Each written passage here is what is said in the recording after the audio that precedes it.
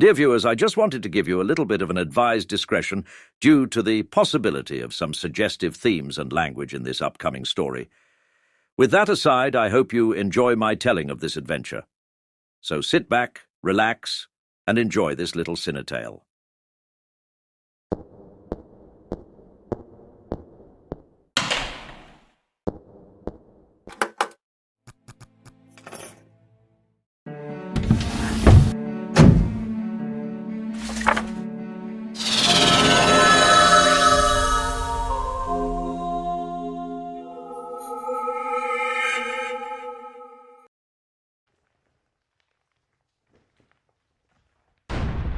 Open fire!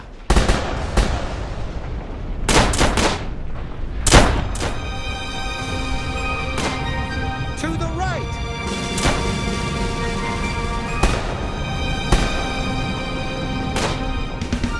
Form up!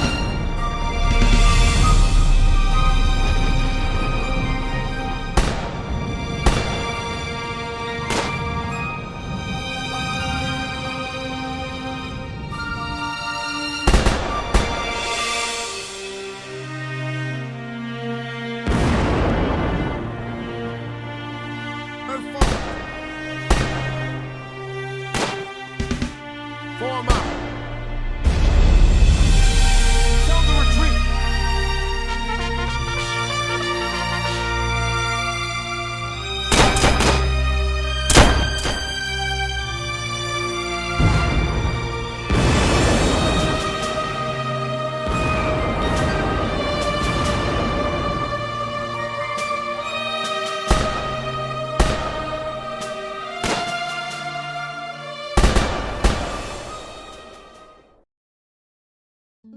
Amidst the rugged terrain of Bunker Hill, a historic battlefield etched with the valiant sacrifices of American patriots, the air was heavy with the acrid scent of gunpowder and the poignant tang of imminent defeat. The sun, casting a fiery glow over the war-torn landscape, bore witness to the resounding clash of arms as the beleaguered American forces, their resolve unyielding but their numbers dwindling, began their grueling retreat. With each thunderous boom of artillery and each resolute volley of musket fire, the echoes of the ferocious struggle reverberated through the hearts of the patriots, an enduring testament to their unwavering commitment to freedom. Yet, as the British forces surged forward with unwavering determination, the spirit of the American revolutionaries, though undaunted, could not deny the harsh reality of their impending withdrawal from the hill they had fought so fiercely to defend. The raucous cheers of the British regiments resounded through the smoky air, punctuated by the fervent cries of Alexander the Great that echoed across the scarred terrain. Amidst the chaotic aftermath of the Battle of Bunker Hill, the jubilation of the soldiers seemed at odds with the somber reality of the crimson-stained field. General Sir Thomas Gage, the figurehead of the victory, stood amidst the sea of fallen comrades, his stoic countenance betraying the cost at which the triumph had been secured. Yet it was the figure of Lieutenant General Alexander Whitecliffe, weathered by battles fought and victories won during the French and Indian War, that drew the gaze of both friend and foe. His unwavering dedication to the preservation of his men's lives had earned him a hallowed place in the hearts of his command. Under his astute command, the left flank had weathered the storm with the least number of casualties, a testament to his tactical prowess and unwavering leadership. As the ripples of jubilation spread through the British ranks, a profound sense of loss lingered in the air, palpable and undeniable. For many, the cost of the triumph had eclipsed the victory itself, casting a shadow over the collective celebration. Yet, within the circle of men under Whitecliffe's command, a different narrative emerged. Their fervent worship and unyielding praise for the revered leader transcended the carnage, weaving a tale of courage, sacrifice, and unwavering loyalty that would forever be entwined with the annals of the Battle of Bunker Hill. General Whitecliffe turned his gaze from the tumultuous scene below, his eyes tracing the patterns of conflict etched upon the scarred landscape, when the distinct sound of approaching hooves drew his attention. He reined in his horse, its flanks heaving with exertion, and shifted to face the approaching figure. A dispatch rider, his uniform spattered with mud and sweat, galloped toward Whitecliffe with urgency etched upon his features. My apologies, sir. Message from General Gage. He requests you presence immediately back at camp headquarters. Very well, Corporal. You may return to camp and let General Gage know that I'm on my way. Thank you. Sir. With a curt nod, the dispatch rider wheeled his mount, the sound of pounding hooves fading into the tumult of the battlefield. General Whitecliff, his mind already racing with the implications of the message, wheeled his own horse around, his jaw set with determination. As he spurred his mount into motion, the weight of responsibility settled upon his shoulders. The pungent stench of blood and death assaulted General Whitecliff as he dismounted his horse, the memories of past battles flooding his mind with an unwelcome familiarity. The agonized moans of the wounded mingled with the sharp commands of the field surgeons, painting a vivid tableau of human suffering that resonated with the haunting echoes of his youth. For Whitecliff, the scenes before him were an unwelcome reminder of the devastating consequences of short-sighted tactics, the kind that often fueled the flames of unnecessary sacrifice.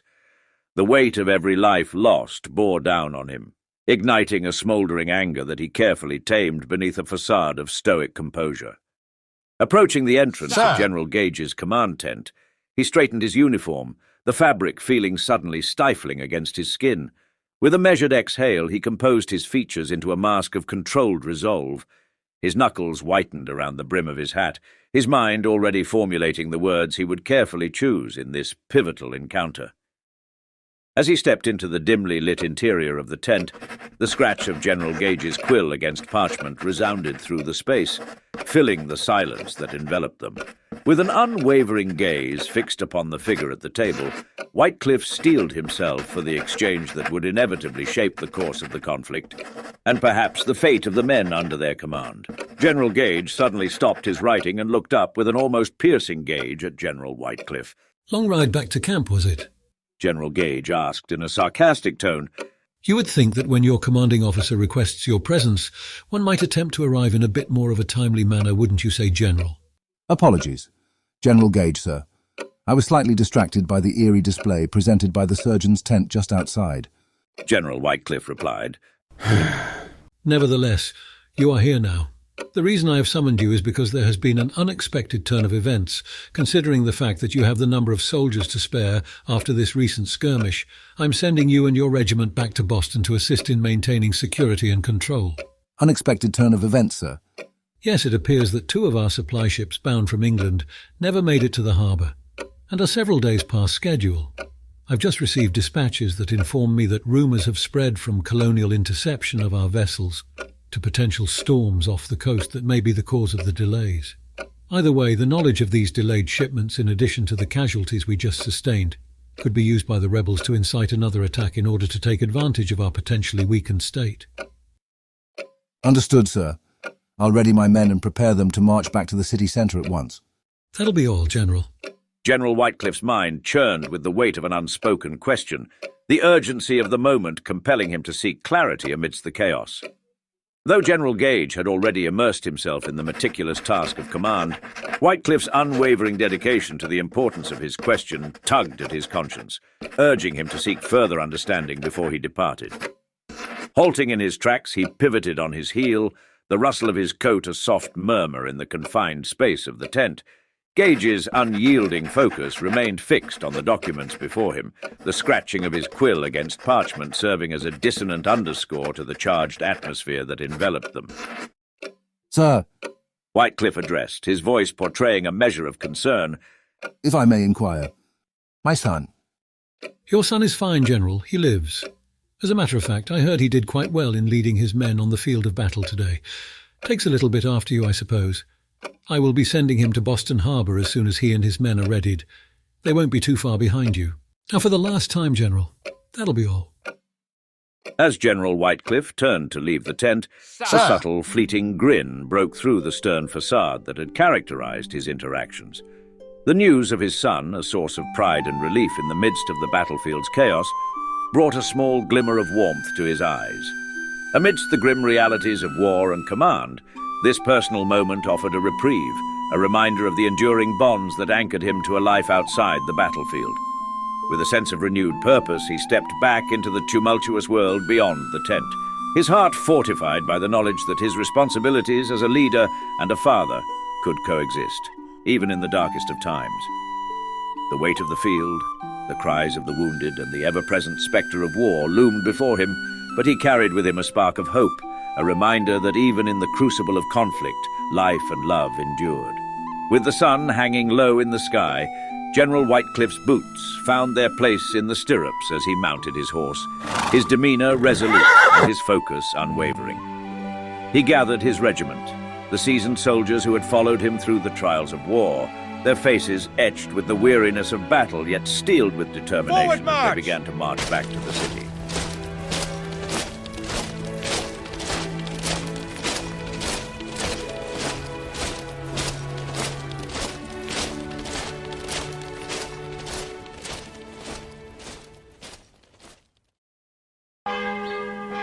As General Whitecliffe approached the city garrison, an angry and confused crowd was gathered outside.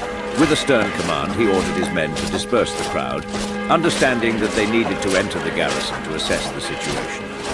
His troops quickly got to work, clearing a path through the throng of worried onlookers. Lieutenant Clark, Disperse. General Whitecliffe barked, turning to one of his officers. Assist the sergeant here in securing the perimeter around the garrison while I figure out what is happening.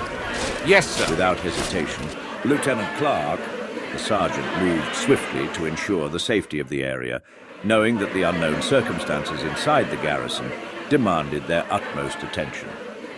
General Whitecliffe then proceeded to enter the garrison, where he was met by a visibly panicked Lieutenant Davis. "What's the situation here, Lieutenant?" Alexander demanded urgently, his voice laced with concern and confusion. "Surrender, sir," the lieutenant responded in a puzzling manner. "Surrender? Under whose authority?" General Whitecliffe asked, his brow furrowed in disbelief. "General Gage's, sir," Lieutenant Williams replied, his own confusion apparent. "Impossible. I was sent here to secure and maintain control of the city and harbour until we figured out what has happened to our missing supply ships," General Whitecliffe stated firmly, his mind racing to grasp the implications of the lieutenant's words. Now more bewildered than ever, Lieutenant Davis added, "It's not just our ships that haven't arrived, it's all of the ships. None of the scheduled vessels have come in from Europe.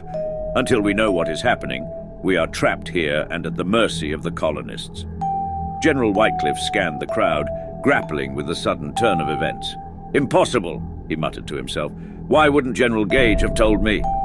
"Lieutenant, you will escort me and some of my men down to the docks immediately. Is that understood? I need some more answers now," he ordered, his tone resolute. "The colonial regulars and militia may already be on their way, and unity with the colonists, not division. Maybe the only way we survive any of this." General Whitecliffe and Lieutenant Williams swiftly mounted their horses, accompanied by a small contingent of their men, determined to unravel the mysteries lurking within the city. Forcing their way through the unsettled crowd, General Whitecliffe's attention was momentarily caught by the sight of a haggard, elderly woman. Her slow, eerie approach and intense gaze sent a shiver down his spine. She waited until they were passing by before raising her voice and shouting at the general. "You are all going to hang." Her words lost amidst the clamour of the anxious onlookers. As they neared the harbour, the scarcity of ships immediately caught General Whitecliffe's attention. Only a handful of vessels were docked, seemingly preparing for journeys to other colonies, the bustling activity on the docks now muted by an air of uncertainty and foreboding. The once bustling harbour now bore the eerie silence of an impending storm, as if the very sea itself held its breath, anticipating the next wave of turmoil about to crash upon the city of Boston. General Whitecliffe wasted no time as he swiftly rode up to the nearest merchant standing by the dock. Urgency etched onto his features. "What's happening?" he demanded, his voice betraying his deep-seated concern. "Unknown, sir," the merchant replied, a look of unease flickering across his face. "Word has it that some of the other colonies are experiencing the same types of delays from the ships bound from England or any other European country for that matter." The general's confusion only deepened at the realization that this was not an isolated incident. The encroaching darkness added a sense of urgency to the unfolding events, further heightening the tension that hung in the air. Time seemed to be slipping away, and answers remained elusive, threatening to plunge the city into even deeper turmoil. In the gathering dusk, a sudden roar of jubilation echoed through the fading light. The unmistakable sound of the approaching colonial militia reverberated through the streets. heralding the arrival of a force that, in this moment of uncertainty, seemed both ominous and promising. The true test of unity and survival was about to begin, as the encroaching nightfall cast a shadow of doubt over the fate of Boston and all those who called it home. With time running thin and tensions reaching a fever pitch, General Whitecliff bellowed, "Form the line," as he and his men braced for the imminent arrival of the Colonial Militia.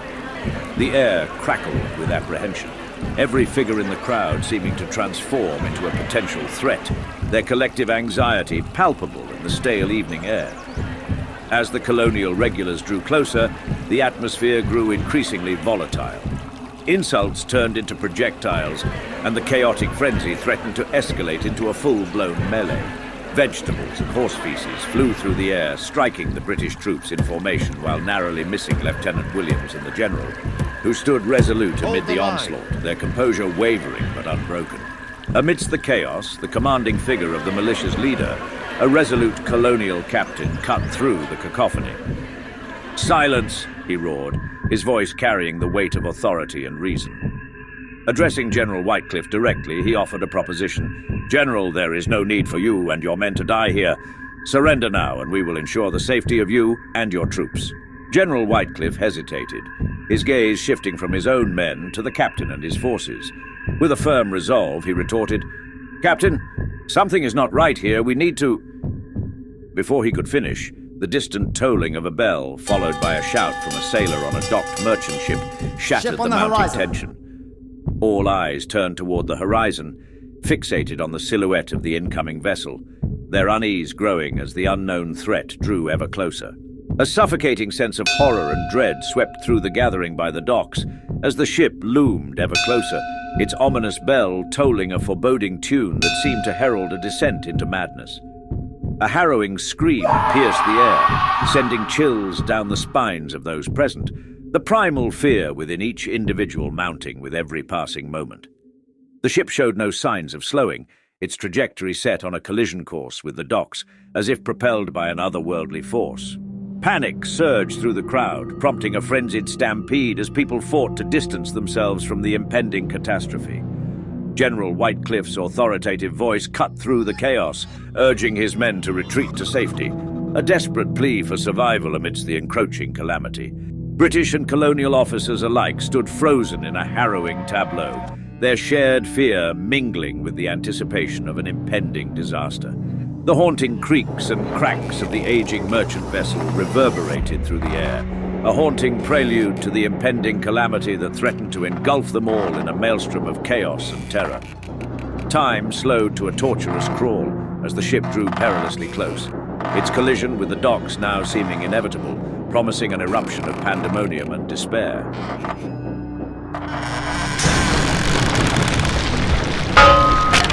The shipwreck had birthed a scene of chaotic aftermath, leaving a trail of destruction and disarray in its wake. As the dust settled and the initial frenzy dissipated, the crowd cautiously edged forward, curiosity overcoming the lingering dread. Among the wreckage, a figure came into view, a British sailor on his hands and knees, appearing injured and disoriented. The militia, accompanied by General Whitecliff and his men, maintained a vigilant stance, their hands poised on their muskets, wary of any potential threat. "He seems to be one of our own, sir," Lieutenant Williams announced, his gaze fixed on the fallen sailor. With a determined resolve, he volunteered to approach the man, the tension in the air thickening as he drew closer. A palpable sense of unease settled over Lieutenant Williams as he neared the fallen sailor, an instinctive dread gnawing at his core. There was something amiss, an unsettling aura surrounding the seemingly injured man that raised the lieutenant's suspicions. "Sailor, are you all right? What has happened here?" Lieutenant Williams called out, his outstretched hand a gesture of tentative assistance, as if trying to bridge the divide between the unknown and the safety of familiarity. As the lieutenant closed the distance to the fallen sailor, a ghastly, guttural sound erupted from the man, an unnerving wail that seemed to emanate from the depths of despair itself. In an instant, the sailor's visage contorted into a grotesque mask of horror, his features contorted in a macabre semblance of life and decay intermingled. Before anyone could react, the sailor pounced on the unsuspecting lieutenant, his movements primal and relentless, a frenzied assault that tore into flesh and sinew with an insatiable hunger. The sound of teeth ripping flesh from bone haunted the atmosphere. The crowd recoiled in terror and disbelief, their gasps of shock and horror lost amidst the nightmarish scene that unfolded before their disbelieving eyes.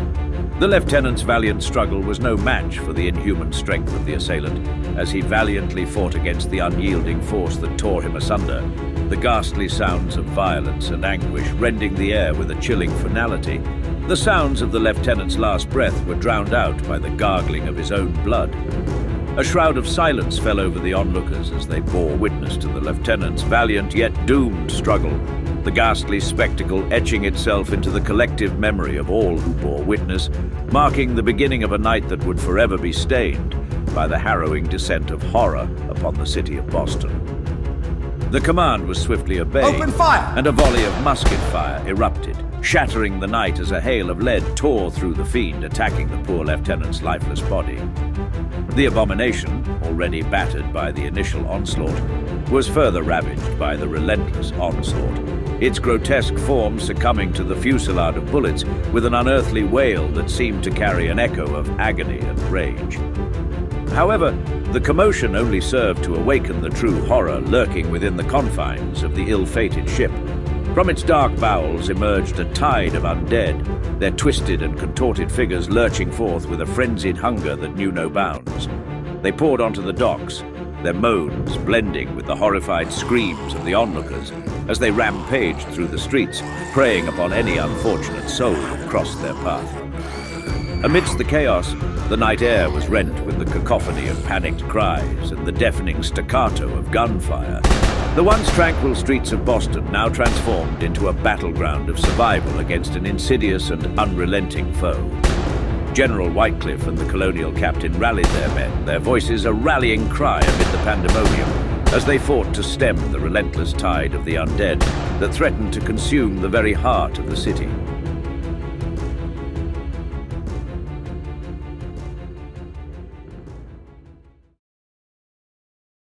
Good heavens! That took quite the unexpected turn there. And that poor lieutenant. Well, anyways, this seems like just as good of a breaking point as any, since I am now in need of a new pair of trousers. Come back next week to find out what happens to our characters in New WorldZ. And as always, stay curious, my friends, and happy Halloween. As we close this chapter with the curious Scriptorium, don't forget to like and subscribe for more intriguing tales. Thanks for joining us, and until we meet again, stay curious.